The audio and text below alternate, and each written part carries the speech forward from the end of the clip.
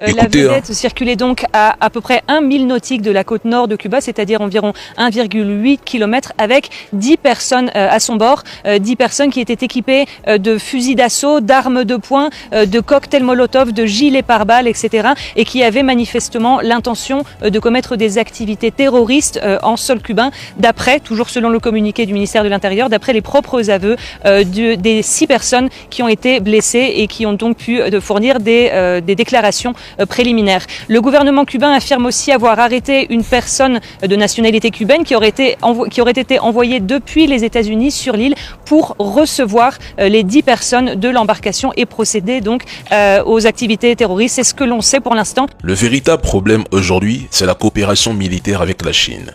Historiquement, pour les États-Unis, Cuba représentait d'abord une opportunité économique majeure et une base stratégique dans les Caraïbes.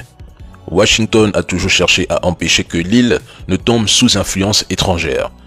Dans les années 60, Fidel Castro avait nationalisé les terres et entreprises américaines, notamment dans le sucre et le pétrole, et s'était tourné vers l'Union soviétique, déclenchant de nombreuses opérations de déstabilisation de la CIA via des exilés cubains en Floride. Ce qui a conduit à un embargo qui paralyse encore le pays aujourd'hui. Mais le problème majeur pour les États-Unis à Cuba est chinois. Depuis plusieurs années, la Chine renforce sa présence à Cuba à travers des investissements massifs et l'annulation de plus de 6 milliards de dollars de dettes, devenant ainsi son principal partenaire commercial. Ce qui inquiète surtout les États-Unis, c'est la coopération militaire. Washington pense que Pékin utilise Cuba comme une base régionale d'espionnage en Amérique latine. Les Américains refusent que l'île passe sous influence chinoise car l'installation d'une base militaire ou navale chinoise à Cuba constituerait une menace directe pour leur sécurité et un choc géopolitique majeur. Trump accuse explicitement Cuba de continuer à construire une coopération profonde en intelligence et défense avec la Chine. Pour Trump, c'est la doctrine Monroe qui s'applique à Cuba comme au Venezuela avec Maduro.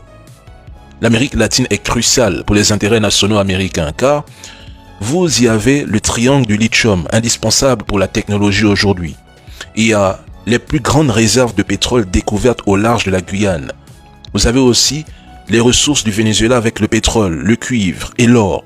Mais quand des armes et du matériel tactique sont trouvés à bord d'un bateau américain, notamment des fusils d'assaut, des armes de poing, des engins d'explosifs artisanaux tels que des cocktails Molotov, des gilets pare-balles, des lunettes de visée, des uniformes de camouflage. Mesdames et messieurs, ne remarquez-vous pas l'empreinte de la CIA